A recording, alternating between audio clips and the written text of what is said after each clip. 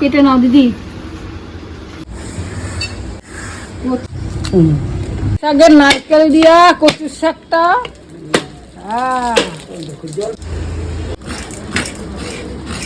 শাকটা কাটটা লয়ে আইছে দিদি।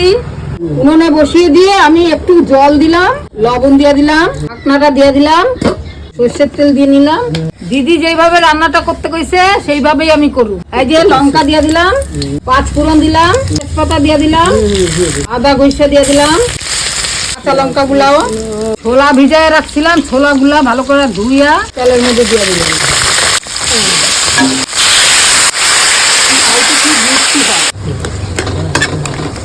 পরিমাণ মতো লবণ দিয়ে দিতেছি, হলুদ, সামান্য জিরার গুঁড়াও দিলাম, ধইনার গুঁড়াও দিলাম, সামান্য লঙ্কার গুঁড়াও দিলাম। নারকেল কোড়া দিদি কোড়াচ্ছে, এখান থেকে নিয়ে দিয়ে দিলাম। ভালো করে লাইড়া দিতেছি। মাসে যদি 15 দিন বাড়িতে থাকতাম, 15 দিন দিদি বাড়ি যাইতাম। এত রান্না ভালো রাঁধতো। কষাইয়ে আমি বারবার ঢাইকা ঢাইকা লাইড়া দিল। কচুর শাকটা রান্না হয়ে গেছে।